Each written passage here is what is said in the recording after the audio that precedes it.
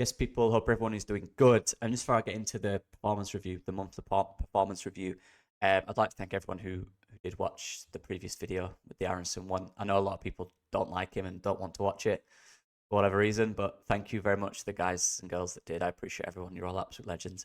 They take a long time to do, and it's look, they don't do well sometimes, depending on what player it is. But I'm just going to do the player I feel I want to speak about. But yeah, I appreciate everyone who watches. Thank you so much, legends. But yeah, anyway, the monthly performance review. This is from the Plymouth game onwards. That's when I've done it. So it's predominantly November. It's not month to month. It's just a block of games, and I'll do it every 5-6 games. Does that make sense? But yeah, so that's a rough thing of what it is. But yeah, the goalkeeper, he had a better month than last.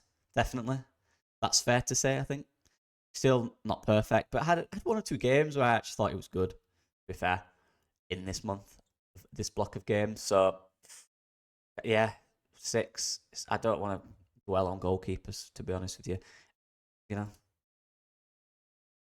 centre backs, a tough one. It's a tough one with centre backs this month because they're strange in the fact that as a whole performance per game, you know, they're good. They do good things. They do a lot of good things. They are the reason we maintain possession. They win a lot of second balls.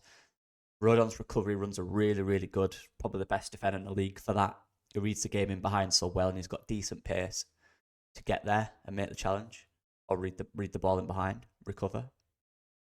But there has been mistakes as well. Mistakes that have led to goals or led to chances, particularly last game, in the last 2 games.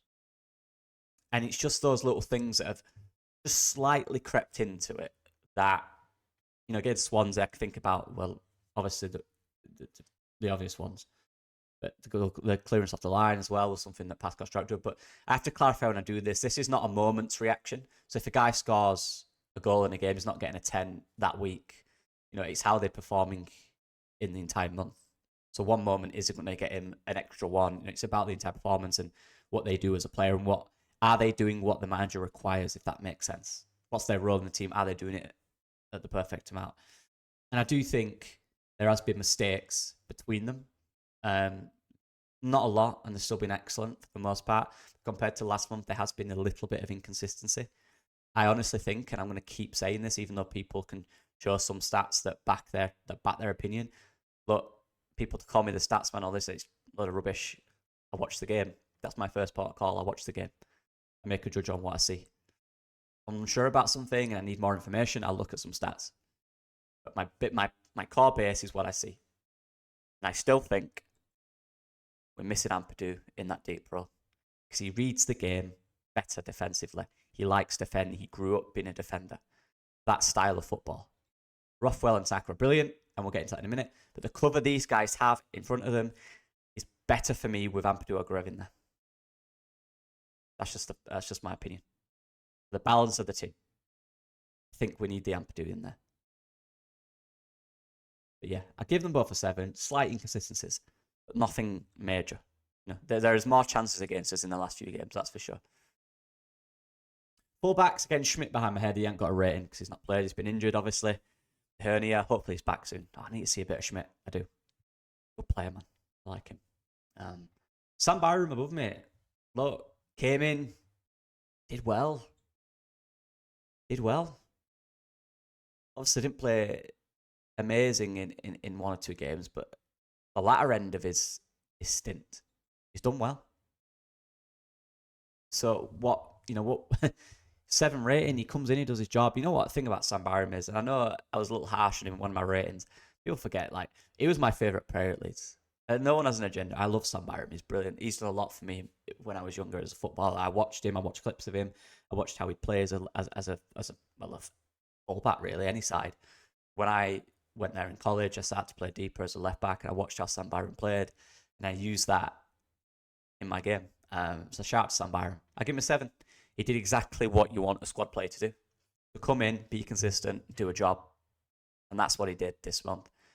And I like that. And that's exactly what the perfect squad player does. They don't have to be these amazing names. They don't even have to be these amazing flair players. They have to be players that can come in, are good for the squad, understand the club, come in and do a good job.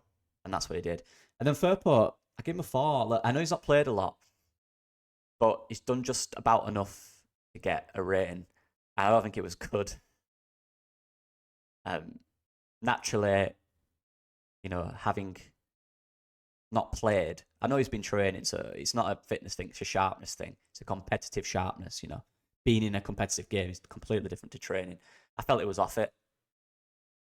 And that needs to improve. I know it's harsh because it's a short thing, but he's one of our best players and we need him back at it as soon as possible. Because there's a few of our best players that are not consistent enough. And this is the point of the review. We need to find a bit more consistency in the way we're playing. And there's so many. I want to do a video on it, but most people will be angry. This is the problem with Twitter. Not Twitter. Sorry, this is social media these days. You talk about one thing and people go, yeah, but the manager. The point of the matter is, there's so many people talking about the same thing. The reason I made this channel is to bring a different perspective to things. So I'm not going to talk about the exact same things other people talk about. So I'll be honest, people, it bores me.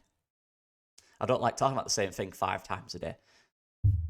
I came into this because I wanted to talk about football from a different perspective in a space where I didn't think there was someone doing that way. And that's from a perspective of someone who's working in football as an analyst at the time, and now someone who's got a different role in the sport, bring a different side to it. A side of someone who is maybe in that close circle of the manager, looking at it from that perspective. Someone who has a job to link what the manager wants to the players and make them come together. That is an analyst. Understanding, looking at the information, watching the games from different perspectives. That's what I'm doing here. But I don't want to come on these videos and go, yeah, Farke's out and all this. I'm bringing a perspective to it. I don't do reactionary stuff. I don't do that. There's different channels, there's different areas, there's different lanes in this YouTube thing, and that's why it's so good. You can come on here and talk about what you love and what you like about football. What I like about football is understanding why decisions are made, what decisions should be made, why they weren't made, why a player's not playing so well. What's that down to? What profiles fit certain areas? That's why I love the game. So I just want to let that know before people cry about the manager this, the manager that. I understand it, but whatever. This is what I want to bring to YouTube. All right? And that's it. It's not that deep. But yeah, there's plenty of people out there doing that. I bring a different side to it, my own personal spin on things. All right? But anyway, but it needs to be better. It needs to improve. And there's a small sample size, and that's absolutely fine. Look, no one's going to have a perfect game every season, but unfortunate for him, he just passes the minutes threshold, and those minutes in one game were not great. So I apologise, Julia. But that's just the way it is, I'm afraid. And Bogle, consistency, he's getting better. I was doing some work really late, and the playoff came on against Derby. And obviously Bogle played in that. It was so good. We need to find that guy again. He's there. You can tell he's still that player, but he's just not as confident on the ball. And do you know what I mean? I just watched that game. I know I watched it. I know what am I doing. I cut it off before the final whistle, don't worry. But it was so good in that game. So good. And we just need to find that guy. He's getting there, but he's not quite there yet. He's not quite there yet. But he's consistently performing for me, Bogle. In this last month, I think he's had a month where he's been relatively solid. Showing attacking output, getting involved defensively, doing pretty good. Still going to get beat at times. Like I said, not going to waver on this. He's an aggressive defender. Sometimes he'll get beat in a game. Sometimes he'll have a game where all those aggressive movements work. Do you know what I mean? So it is what it is. But yeah, 7 from Byram and Bogle. I think the fullbacks have had a fairly decent month, to be honest with you. Midfielders. And this is where I want to talk about Ampadu. Now, this is the thing. Look, this is what I don't have an agenda. These two guys have probably been the most consistent performers, which is crazy, right? Because I still think we miss Ampadu. That's football. Now, what Tanaka and Rothwell are really, really good at, and this is why they get the ratings, and this is why they're in the team, is their attacking or in possession style. I think it's brilliant. They're so aggressive in going forward. They absolutely love going forward. They've got Tanaka, who is probably on the ball more, gets more touches, who dictates where the move begins, where the build-up starts. And then you've got Rothwell, who just continues it. And this is the thing about football. And this is the decision, like I said, coming from that in coaching staff perspective, you've got these two really good players and your captain's out and your captain's back. Do you bring your captain back in? Some managers would, some wouldn't. I would. Because as an analyst, again, as I said, a different perspective, watching games back where we have conceded and the little naiveties in defensive play, I'm looking at Ampadu going, he's just filling those gaps in. Ampadu is so underrated in reading the game defensively. He's excellent at it. Tanaka is very good, but he has moments where he switches off. Rothwell is really good going forward and really good energy on the pitch, but he's not a defensive player. Look at his duels. He swings a leg at best. You know, he can harry, he can run around and you know, be aggressive. He's not a good tackler. He doesn't read the game defensively very well. And look at the Blackburn game. There was no adjustments from either of them, and they struggled. Now, we should have adjusted the shape, absolutely, potentially. But I know Ampadu's adjusting. I know he's changing his positional awareness, he's changing his position based on his awareness of understanding what to do in that role. Balls that going behind, the runners from midfield, they're a little slow at times to track them, to react to what's going to happen when Pascal Strout gets beat. Tanaka was a little too reactive in making that tackle. Ampadu's reading that. This is the little differences, and this is why Ampadu is extremely underrated, and this is why a defensive midfielder, a midfielder who loves defending, is underrated. I could make an entire video on it, and maybe I will, if anyone will be watching it.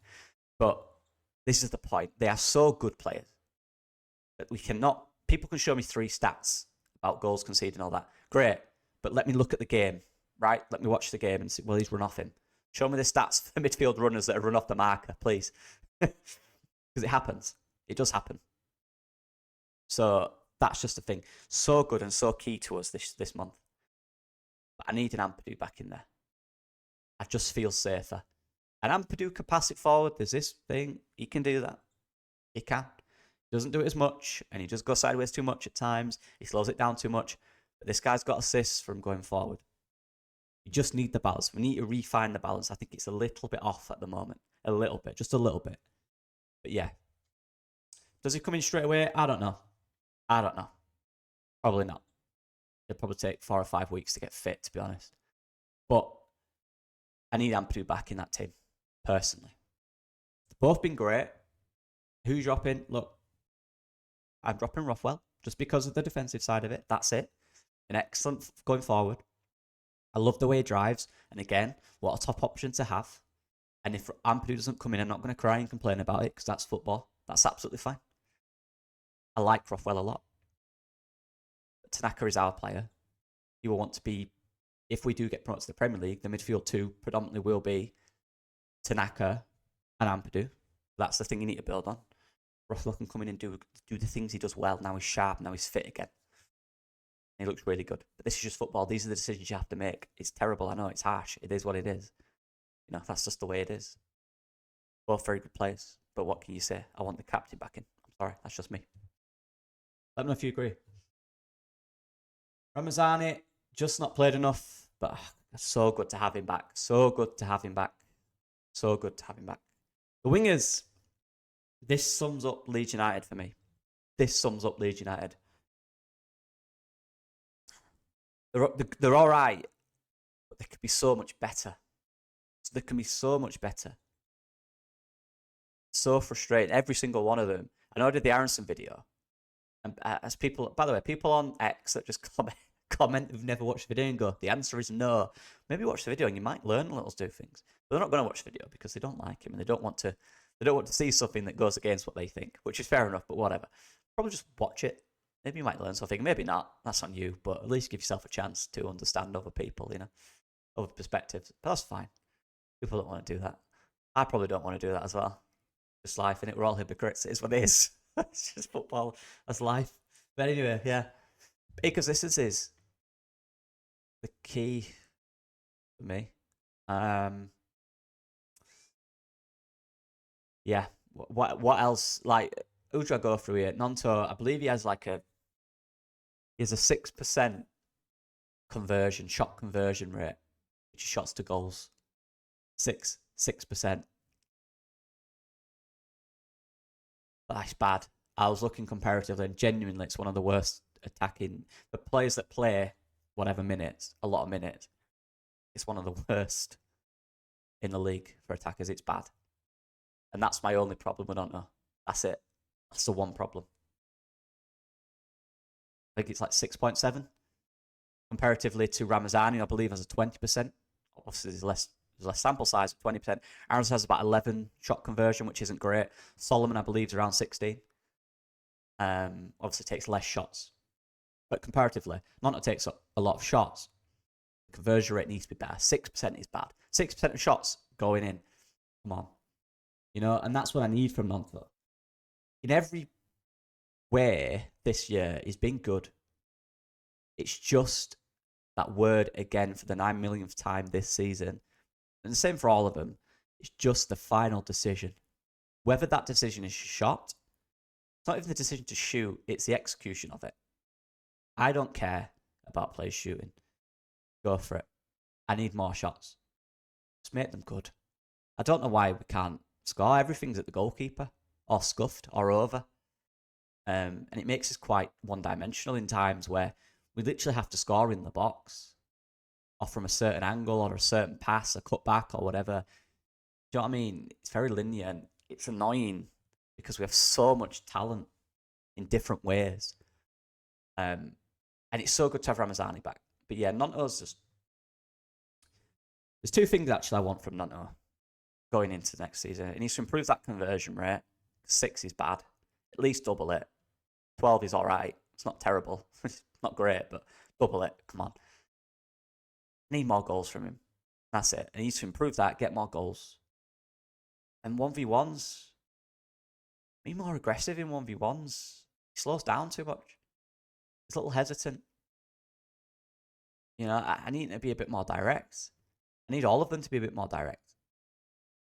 You are better than that fullback in front of you. You are better than that defender in front of you. You are quicker. You are sharper. Beat him when you've got a chance. There's so many times in game I'm looking at them going, do it, beat them. And they won't. And the amount of times last season where Somerville would beat his man. He'd just beat his man and score. Football's simple, innit? In games where you needed him.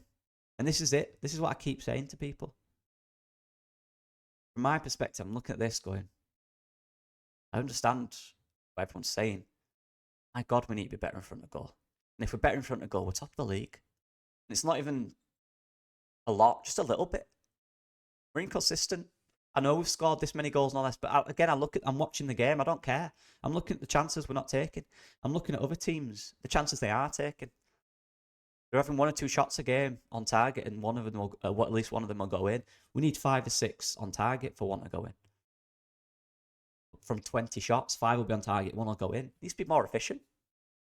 Same for Aronson. You know, I did a video on him, and people, again, watch the video. I'm not just praising him. But the point of the video was to show things that maybe you've not seen from an analyst perspective. That's all it is. People get really thingy about it. Just a different perspective. It's absolutely fine. Like, believe it or not, it's fine. But it needs to be better. It needs to be better in the final third. The decision making isn't great. It's one key calm decision in the final third that these guys are struggling with. That's it. One pass, and we're driving with it. One ball. What's that next pass? What pass is going to get us in front of goal or in the best position? It's them little things. And when we are in front of goal, can you just be calm and collected in that split second decision making just to score the goal? That's all it is. That's all we're asking for. That's all I'm asking for. I'm not saying do it every game because isn't every game like to a really high level. Just do it more consistently. Score 4 in a game. Brilliant. Do that more? We've got to score more. I know, like I said, people say, well, we've got the second most goals in the league. I want more goals. We create more chances. We should score more goals. That conversion rate is bad. It needs to be better. Solomon as well did a better month. Really good month. A good month. Not really good, obviously, 6.5. 2 games where he played back-to-back I thought he was impressive. I thought he showed sharpness. What I really like about Solomon compared to other guys, I think his passing's a lot calmer, a lot more direct. You know what I mean? He passes it better than the others. He's a bit more calm in the pass. You can tell he's more experienced. The thing with Solomon, again, when he cuts inside, this guy can shoot, by the way. He's got to start showing that. Because this guy can shoot. This guy can hit a ball. We just need to see that now. And that's what I need from him. He's getting a bit better. He's getting more direct. By the way, he's got more dribbles per 90 than Aronson and Nonto. So the thing that he doesn't beat people is an absolute myth.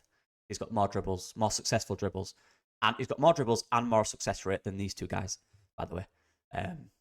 Some thought mob, go look at it. So yeah, it's just an interesting thing. And the final four, the front four, Bamford's rarely played, so he's not going to get a rating. But Mateo, I give a 4. Is that the lowest rating? I believe it is. And again, and this is what I want to say, because I've seen a lot of stuff going around. There's a bit of a cult following for Mateo Joseph. Remember this. I was the first person on this platform, Leeds Content, to create a video about Mateo Joseph, telling everyone how good this guy's going to be. I did that. Just saying. So when anyone says this about Joseph, I know about Joseph. I've been saying it for years. I still think that. I still think he's an excellent talent.